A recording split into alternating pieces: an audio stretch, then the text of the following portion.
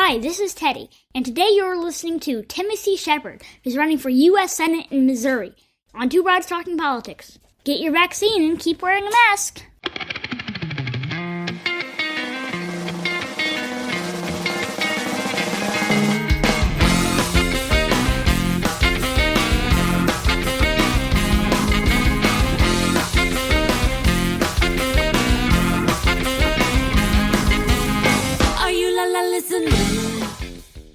Hi, everyone. I am Kelly, and this is Two Broads Talking Politics. I'm on with fellow working mom, Sophie. Hi, Sophie. Hey, Kelly. And we are joined today by Timothy Shepard, who is running for U.S. Senate in Missouri. Hi, Timothy. Hi, Kelly and Sophie. How are you guys today? We are so excited by everyone who's running for Senate. So thrilled to see that you're running. And you're doing such a great job that you have already chased away the incumbent Republican. Yes, it's really exciting. I was thrilled for our democracy to see Roy Blunt. I don't know if he intended to pull a George Washington and make way for democracy to take place. It's really exciting for our state that happened.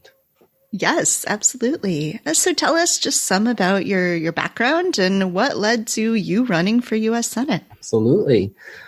So I got my start. I grew up in Kearney, Missouri, and going to church in a little town over called Excelsior Springs, which many people might know from when Harry Truman had his presidential inauguration at the Elms Hotel. And as I was graduating high school, I had always dreamed of being an architect. So I made my way to Boston.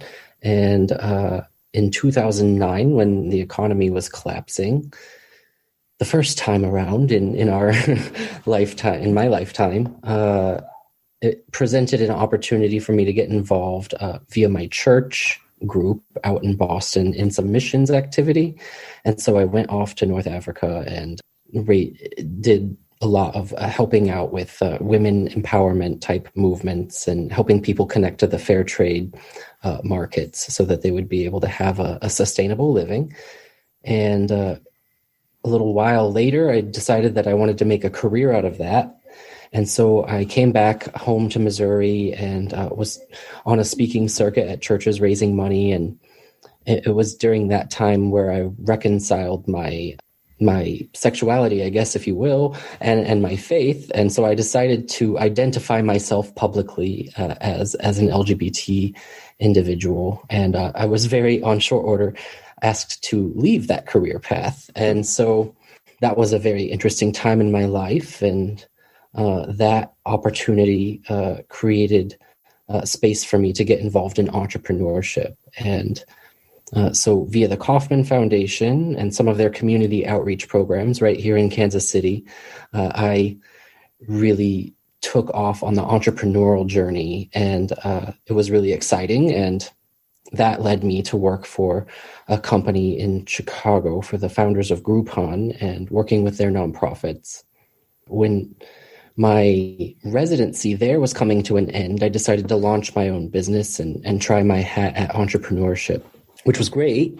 And I had an initial insurance firm client, and when they dissolved their partnership, my source of revenue and income went away with that. And so I was once again back at the drawing board, turning 30.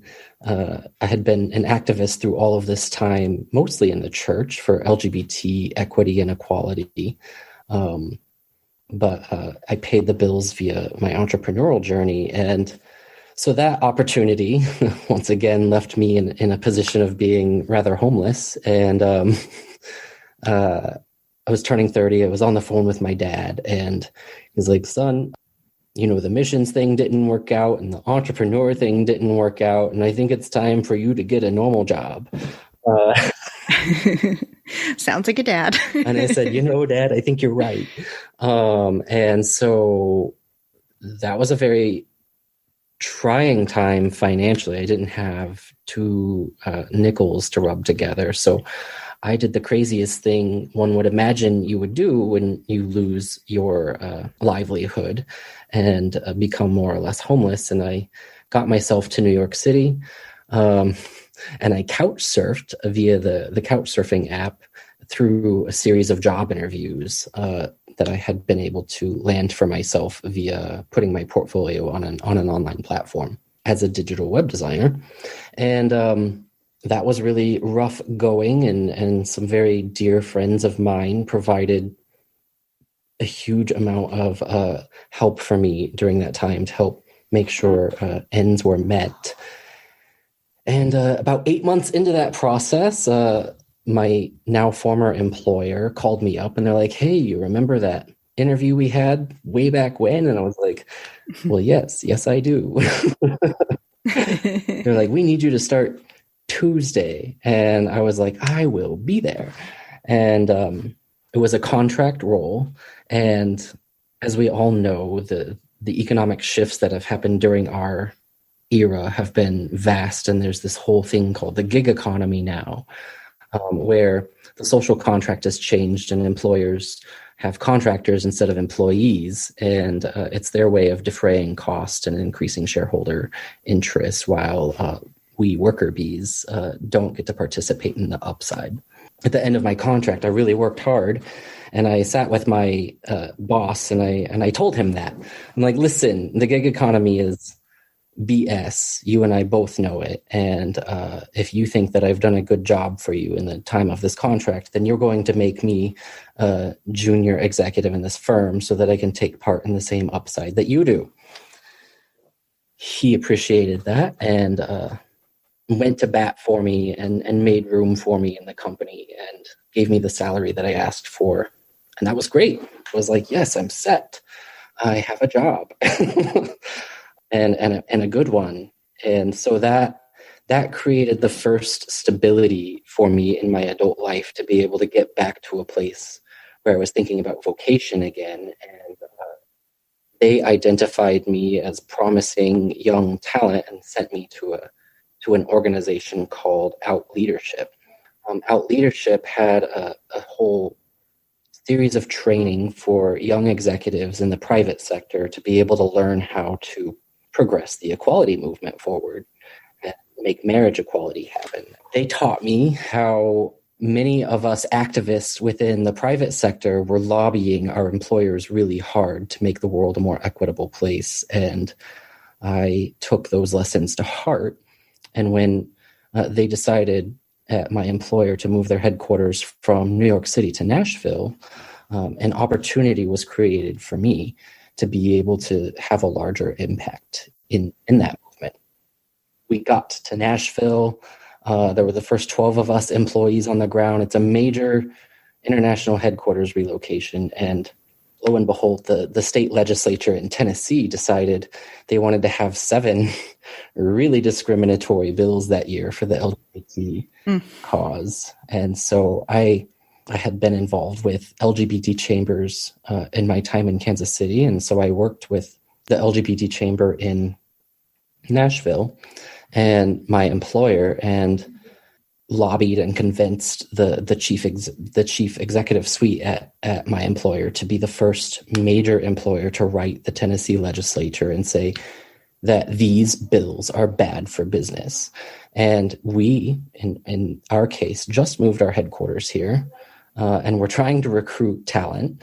And whenever legislatures pass discrimination bills like this, it sends a message out that this is not a great, conducive, welcoming environment. And it really hinders our ability to attract talent. So they did that.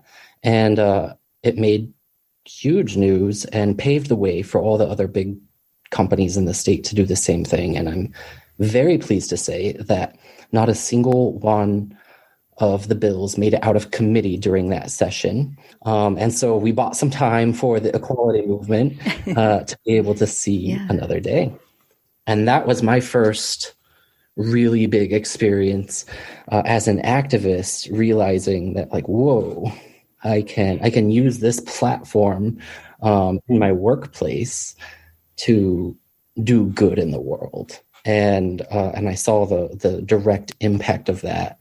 And it made the light bulbs go off in my head. And I was like, wow, what's next? Lo and behold, an opportunity would present itself I had a friend come and visit me, and we went down to Montgomery to visit the Legacy Memorial and Museum, which, if you haven't been there, if your audience hasn't been there, I highly recommend a trip to Alabama. And the Legacy Memorial, it's just one of the most haunting but significant memorials on American soil. And what it is you walk through it and you feel the weight and the impact of the institution of slavery and Jim Crow in a visceral way. And that moment really impacted me because it just made real the veracity of racism in our country, even to this day, and the amount of work that we have to do to live into our values, really, that all people are created equal. Back in Nashville, CoreCivic is headquartered there as well. CoreCivic, for the folks who aren't as familiar, is the largest for-profit prison operator in the country. They have had a whole lot of very bad public relations of late. The state of California, the state of New York, JP Morgan Chase, and Bank of America refused doing business with them. And now, thankfully, so has the United States federal government, thanks to the Joe Biden administration. And so at the time in Nashville, they were on a PR stunt tour, and they decided to write a donation check to the same LGBT chamber that I worked with on the equality movement. And that didn't sit well with many in the activist community, including myself. And I thought, well, if I can get my employer to lobby on behalf of LGBT folks to the state legislature, surely we can make a call to the chamber and say, maybe this isn't such a good idea. And they disagreed with me. And I just was very tenacious and refused to go away. A lot of activity happened, and the chamber presented an opportunity for us to go have our voices be heard. I went and spoke at the end. A lot of activists painted very eloquent, very well-articulated pictures of why CoreCivic is a bad institution. Human rights abuses, the way that they treat their employees is abysmal, and they're just fundamentally not compatible with the chamber's values as an institution. So I got up at the end and basically said that and went away, and the chamber reversed their decision, which was great, but I made some political enemies for myself, so to speak, in going through that process. And I got to work the next day, and there was a very nasty email waiting for me from a very senior leader, and they were letting me know they didn't appreciate that I did that, and they didn't really know what happened at the event. They were going based on hearsay. They decided to strip me of being the LGBT employee resource group chair. They threatened me with some interesting legal language to try and silence my voice for taking a stand for equity and equality. And that was a really transformative moment for me, where I realized this platform can only take me so far in being able to achieve my objective, which is a more equitable and free world. And they're sending a message loud and clear that that platform has its limits. I got to speaking with my husband about what we would like to be able to do to be able to pursue that sense of vocation, and public service kept coming up. Black Lives Matter was really rising up last summer.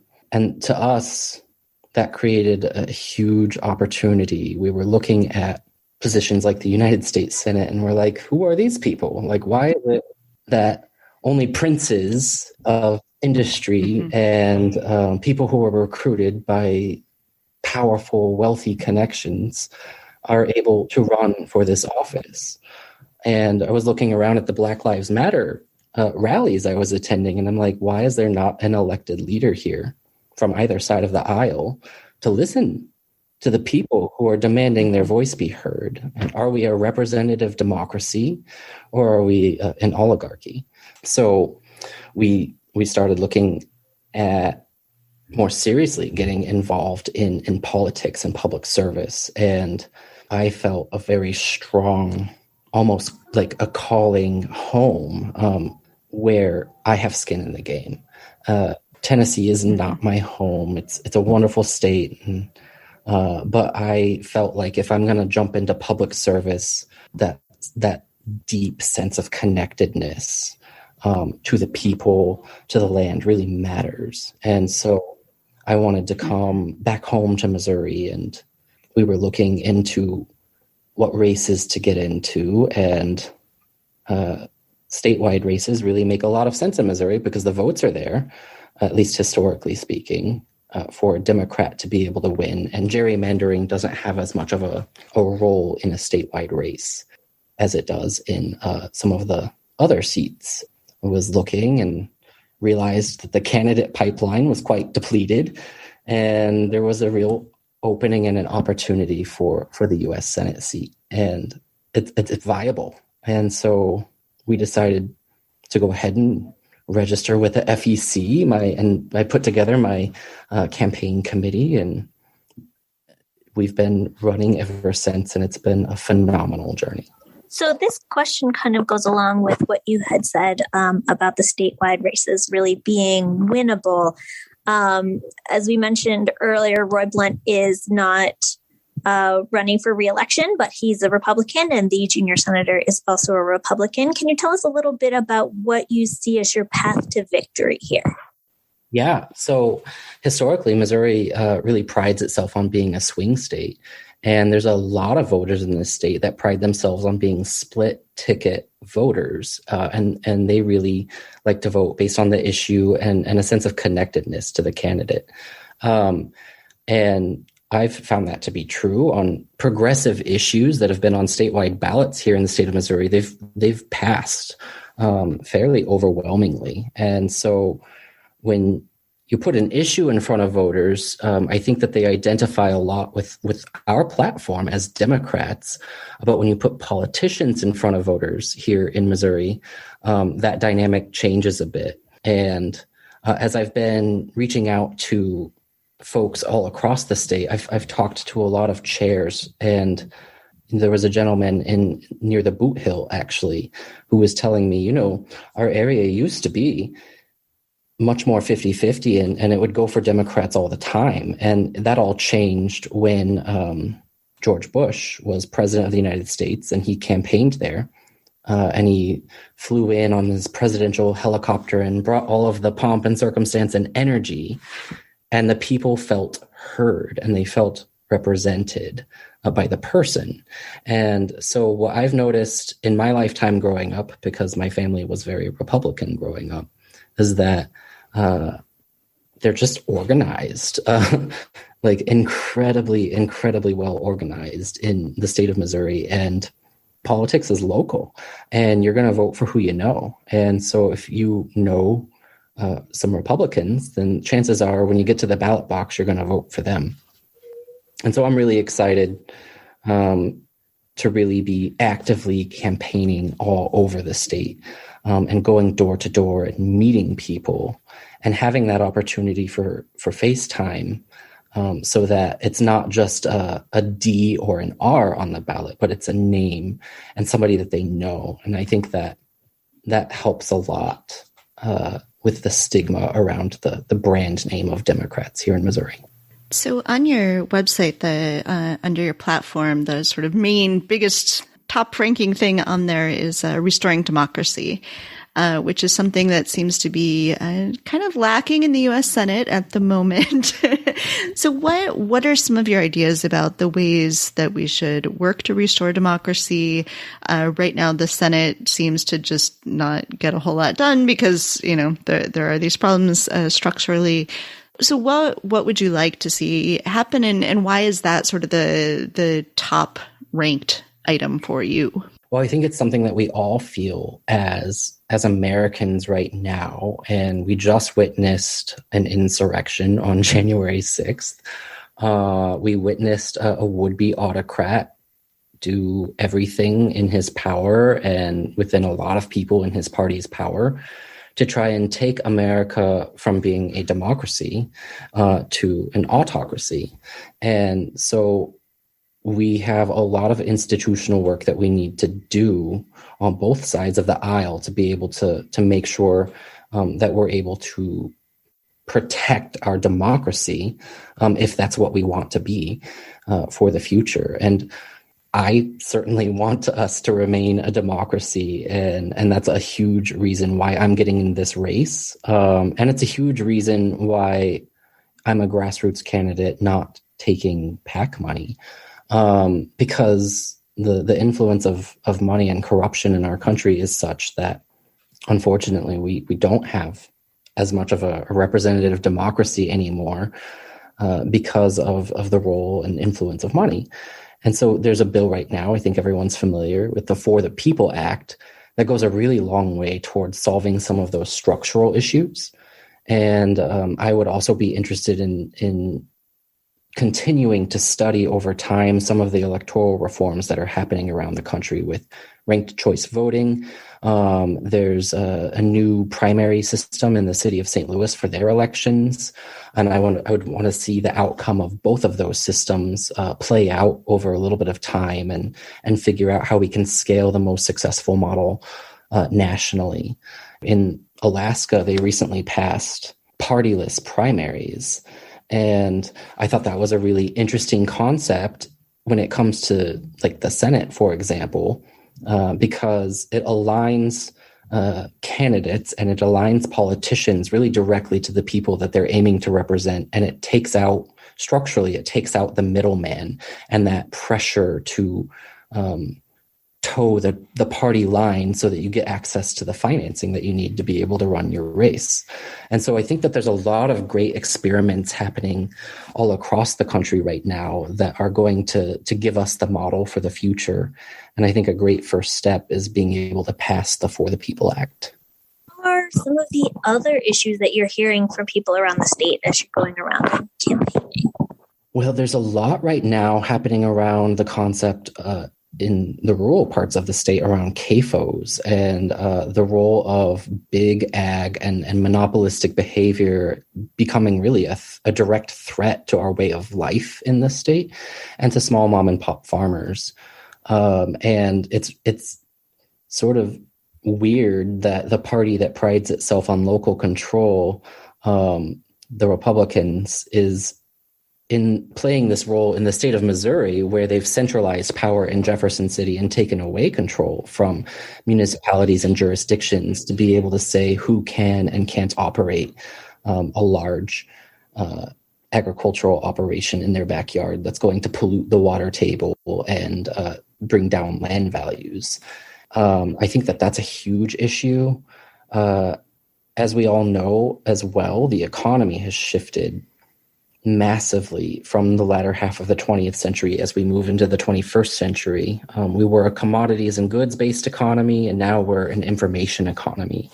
And so rural broadband is a huge issue as a critical piece of infrastructure that we desperately need, especially in the rural areas, for them to be able to have equity. And also for the kind of jobs that are high paying in the information economy to be able to thrive and succeed in small communities. And so I think we need a national plan to be able to turn broadband into infrastructure the likes of electricity, to be able to give rural parts of the country equitable means of production in the new economy. And hopefully a state like Texas doesn't take itself off the grid. Yeah, and that's another one. We're a very coal-powered state, but we don't actually produce the coal in our state. We import most of it. And so for the electrical grid, I think there's tremendous opportunities with the Green New Deal for us to be investing in major new research and development for the next generation of lithium-ion batteries. And there's a huge opportunity for us to become a major manufacturing center with new technology that's going to help us redistribute how the electric grid works and also enable us to harness, there's a huge amount of wind energy. And if we have battery storage capabilities, then we can actually put that wind energy to use during peak electrical demand. So much of your story is based around the gig economy and how it affected you and your path and your career. And I expect that most members of the U.S. Senate probably have little to no experience with the gig economy themselves, given the average age of U.S. senators, certainly, and that they often come from a lot of wealth. What sorts of things does having that perspective, having that experience, what would that mean if you're in the U.S. Senate? What are the kinds of things that you could bring with that perspective, the kinds of bills and things that you would want to pass? That's a great question. And on the topic of the gig economy, I've been actually doing a lot of thought recently. One of the big takeaways that I have from my experience at Out Leadership, which is for the equality movement, doesn't seem like it's directly connected, but one of their biggest wins recently was getting all of the companies on NASDAQ, all 3,300 publicly listed companies, to require 2 of the board seats that steer corporate governance at those firms to be LGBTQ seats. And so I think along those lines, and along with what I've seen come out of the Business Roundtable, where they just recently changed their charter to not just be centered solely on shareholder interests, but on community interests and labor interests as well. Something that I would love to see happen, in addition to some of the great legislation that's on the floor right now, like the PRO Act, I would actually expand on that and either within the private sector, bring labor to the table and corporates to the table to figure out how to expand board representation so that corporate boards aren't just made up of shareholders, but they're made up of labor and the people who are producers. And when labor has a seat at the table, then when compensation issues are brought up in corporate governance, then they're going to have their voices be heard and make sure that they're able to participate in the upside. And so the short of that, I haven't written terribly much on that subject on my website at this point, but I'd love to see legislation introduced to require corporate boards in the United States to have an equal representation between capital and labor on their corporate boards, and then to see the labor side of that potentially have democratic elections to be able to pick who's going to represent them on boards. Yeah, that's really neat. I think it's amazing what having a Democratic president now means to sort of spark the labor movement again. You know, just seeing Joe Biden come out and say that he stands with, or however he said it, but the union organizers in Alabama at the Amazon plant is just, amazing. And I think if we can really push forward with this, and I think it's important that Democrats embrace that we are the party of labor, which seems to have been getting lost a little bit in recent decades. And it shows in the data. So what sorts of things can our listeners do to help out with your campaign? What are the kinds of ways that you need help right now and then going forward? Absolutely. We're a 100% grassroots funded campaign. And so what we fundamentally believe is that when we all unite together, that we match the financial wherewithal and might of, the moneyed interest. And so we can pool small donations of $5, $10, $25 together. And in aggregate, it's very, very powerful. And it gives us the tool set that we need to be able to continue the campaign. And we're also looking for volunteers, and we need all the help that we can get spreading the word. I'm a first-time candidate. I don't have the traditional distribution channels, shall we say, of being able to get my name out there and get name recognition, which is very, very important in a Senate race. So any way that folks can help us spread the word is tremendous.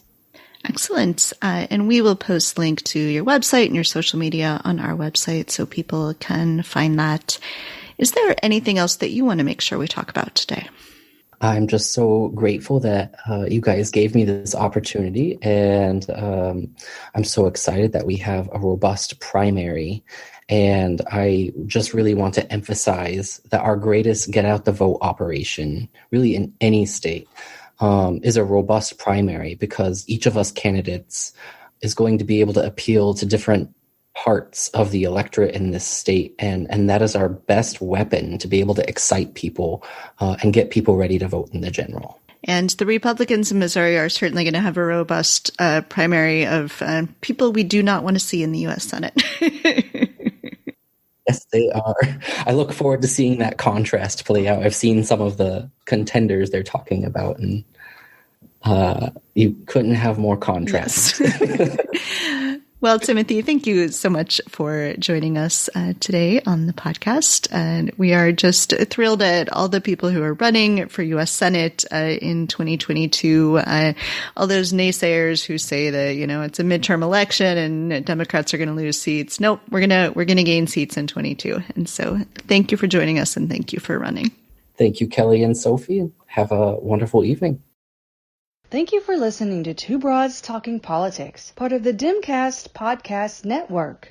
Our theme song is called Are You Listening? Off of the album Elephant Shaped Trees by the band Immunuri, and we're using it with permission of the band. Our logo and other original artwork is by Matthew Weflin and was created for use by this podcast. You can contact us at twobroadstalkingpolitics@gmail.com or on Twitter or Facebook at Two Broads Talk. You can find all of our episodes at twobroadstalkingpolitics.com or anywhere podcasts are found.